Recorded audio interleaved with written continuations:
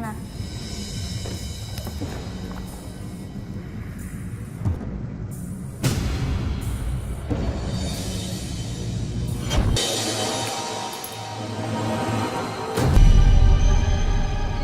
Ini bayinya, rezeki bapak dan ibu. Ada yang menaruh bayi di depan pintu kemarin malam. Sepertinya anak baru dilahirkan. Anakku, darah dagingku. Untung aja gue ketemu Nina. Jadi gue gak perlu repot-repot ngerawat anak orang yang gak jelas asal. Kembalikan anakku! Kemana anakku? Maaf Bu, kami sudah berusaha menelpon Pak Robi, tapi nomornya tidak aktif. Kami juga tidak nyangka kalau Pak Robi bisa membawa kabur anaknya, Bu.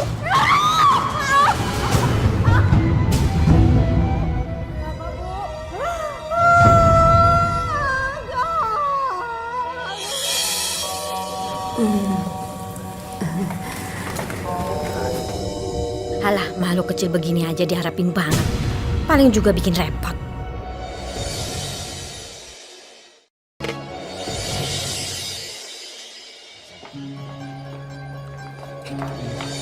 Mira, Robi, mau kemana sih kalian ini? Tiap hari kalian itu pergi pagi pulang malam. Putri itu perlu perhatian kalian. Aduh Pak, dia kan cocoknya sama Papa. Udah urusin aja sana. Lagian Putri itu udah gede, dia tuh udah besar.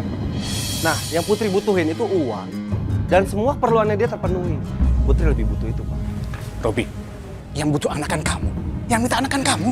Iya, tapi Papa kan tahu kalau Robi sebenarnya nggak suka kalau anak itu hasil dari adopsi.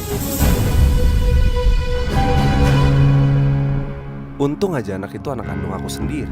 Dan asal Papa tahu ya, kalau bukan karena harta, Robi udah lama ninggalin Vira, Pak. Kurang ajar kamu. Ngomong apa sih kamu? Kenapa? Ayo, Papa mau pukul. Ayo pukul sekarang. Tapi kalau Papa pukul Robi sekarang, konsekuensinya satu. Robi bakal tinggalin Vira. Dan Vira bakal jadi janda.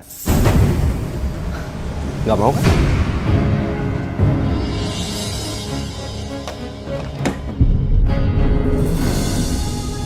Maafin kakek ya. Iya, tapi kakek nggak usah sedih lagi ya. Nanti kakek sakit. Kalau misalkan kakek sakit, nanti Putri siapa yang jagain? Iya sayang. Kamu yang sabar ya. Kamu sama kakek aja. Pasti kakek yang jagain kamu. Ya.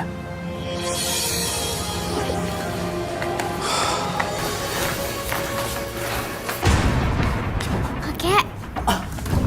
Kakek.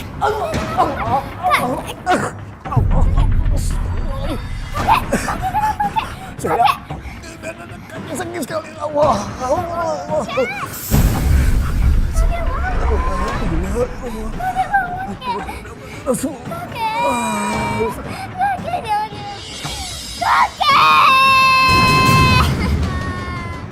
Kakek jangan tinggalin Putri, Kek. Ibu-ibu sekalian, kalau kita pengen punya anak yang soleh dan solihah, dengerin nih.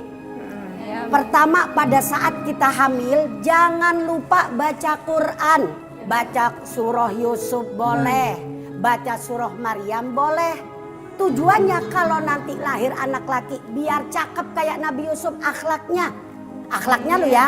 Ada yang bilang gini, Mi emang bisa katanya kalau saya baca surah Yusuf anak saya nanti ganteng kayak Nabi Yusuf. Ya saya tanya dulu bapaknya ganteng apa kagak.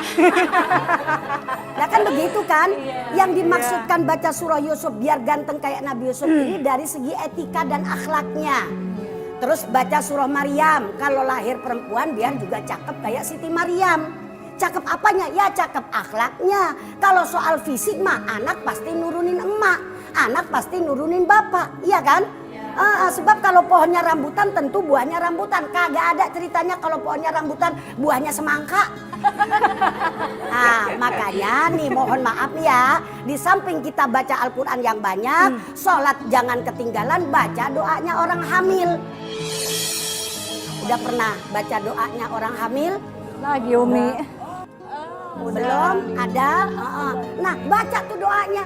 Bagaimana doanya? Allahumma khfat waladi madama fi batni. Ya Allah ya Tuhanku, jagalah anakku selama masih ada dalam kandungan. Wasfihi anta syafin, berilah kesehatan anakku yang masih ada dalam kandungan. Anta syafin, karena yang bisa memberikan kesehatan hanya Allah. Iya kan? Nggak usah dengerin mulut orang, biasa mulut orang tuh begitu. Jangankan kita salah, kita bener aja kadang-kadang disalahin. Biarin aja orang mau bilang apa. Yang penting niat kita adalah mengamalkan ilmu. Terserah orang mau bilang apa. Kita sama-sama suka, gitu kan? Kita sama-sama cinta. Cinta apa? Cinta ilmu. Biar saja orang mau bilang apa. Begitu kan? Nah, yang ketiga deposito kita di akhirat adalah awaladin solihin yad'ulah, doa daripada anak yang soleh. Doa anak yang soleh itu yang kita bawa-bawa. Ya, alhamdulillah kalau anak kita bisa ngedoain kita. Nah, kita aja juga kalau habis sembahyang kan baca doa buat orang tua ya. Rabbil firli wali walidayya warhamhuma kama rabbayani. Sebab ada loh doa itu yang sangat manjur banget. Ada 3 golongan manusia yang doanya langsung diijabah oleh Allah. Yang pertama, doanya orang yang terzolimi. Makanya baik-baik, jangan suka dolim sama orang. Kalau dia itu ngucap doa, Allah langsung kabul. Ini kadang-kadang kita kalau habis ngedolimi orang kayaknya puas banget. Katanya gue puas banget. Kenapa? Kemarin habis dia gue kata-katain. Nah, berarti kita puas dengan kedoliman yang kita lakukan. Padahal kalau dia mau ngedoain kita, nyumpain kita, Allah langsung kabul. Alhamdulillah. Yang kedua, doa yang sangat mustajabah, yaitu pada saat kita lagi pepergian. Makanya kalau ada tetangga kita pergi haji, kita kan selalu minta doain saya ya, gitu ya. Panggil saya ya. Entah di sana dipanggil apa kagak, kita kan kagak tahu ya. Yang penting kita minta didoain. Yang ketiga, doa yang sangat mustajabah adalah walidaini, doa orang tua kepada anaknya. Nih, makanya juga kita kudu doa yang baik-baik, ucapan kita yang baik-baik, sebab doa orang tua itu sangat mustajabah, ya. Maaf nih Umi, mau nanya, gimana kalau ada orang tua yang kesal dan kejam banget sama anaknya? Itu gimana tuh Umi? Pan tadi udah Umi bilang, orang tua kesel sama anak, namanya manusia wajar. Ada sifat kesel, ada sifat marah. Cuma jadi orang tua jangan sekata-katanya. Kenapa? Karena ucapan orang tua itu sangat manjur. Ya. Assalamualaikum Umi. Waalaikumsalam warahmatullahi wabarakatuh. Mohon maaf Umi dan ibu-ibu. Ada apa Mang? Ini ada tetangga yang meninggal dunia. Innalillahi wa inna ilaihi raji'un. Itu Pak Lukman, kakeknya Putri. Kasihan dia tinggal sendirian. Anak dan mantunya dia pernah ada di rumah. Astagfirullahaladzim. Ya Allah.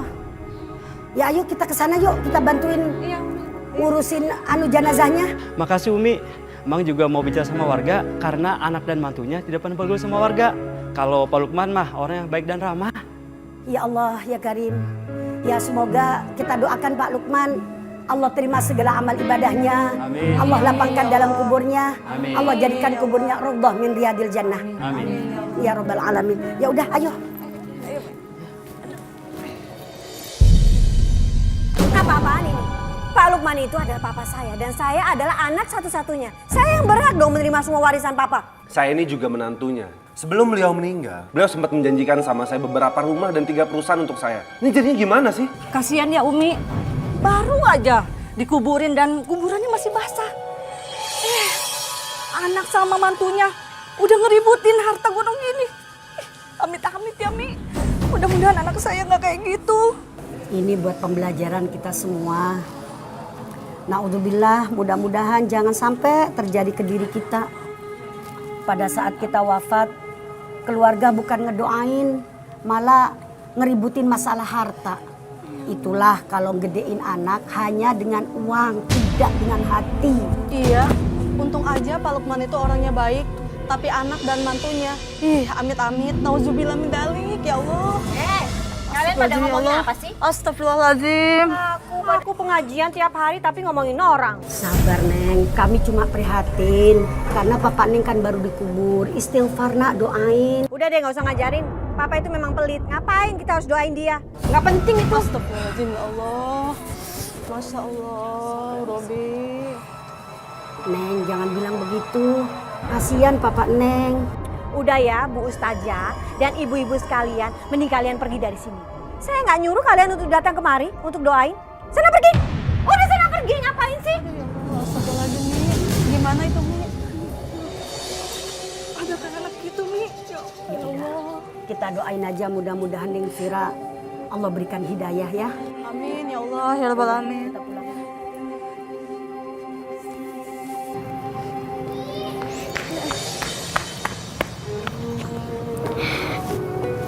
Kenapa nak?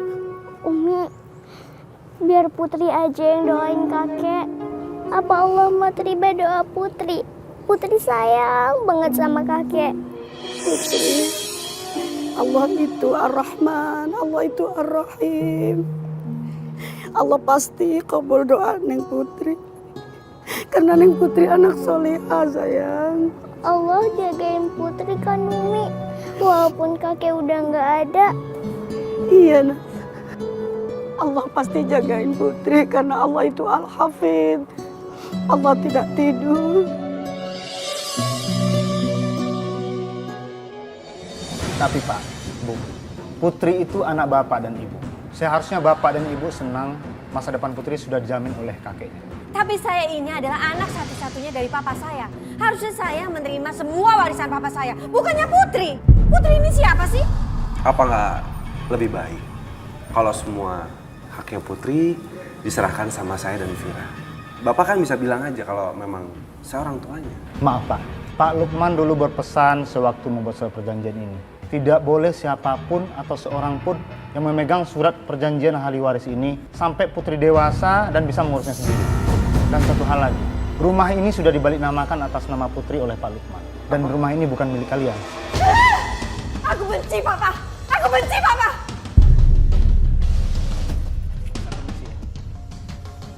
Mas, usir anak sekarang juga. Udah muak lihat mukanya. Putri itu anak aku. Berarti dia sekarang memiliki warisan yang banyak.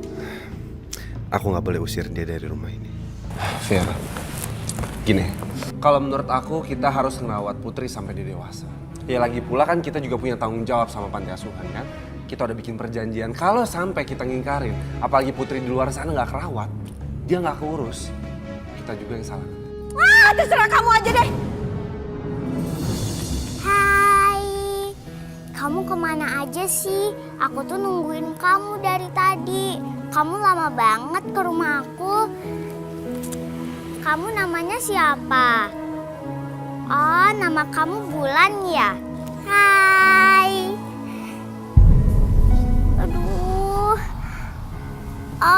Aduh perut aku sakit banget. Putri lapar. Putri belum makan dari tadi pagi. Putri? Putri, dari mana kamu? Putri lapar, Mah. Kamu lapar? Iya. Perut Putri belum diisi apa-apa. Oh, belum diisi apa-apa. Kamu tahu kan, di sini nggak ada pembantu. Semuanya pergi dari rumah. Dan kamu tahu, saya ini bukan pembantu, ngerti? Putri minta maaf, Ma. Kamu lapar, Tuan Putri. Iya. Nih, makan. Makan. Makan nih semua. Kalau kamu masih lapar, minum yang banyak. Ingat ya, hari ini kamu harus bersih rumah. Lantai harus dipel. Sampai mama pulang, lantai nggak bersih.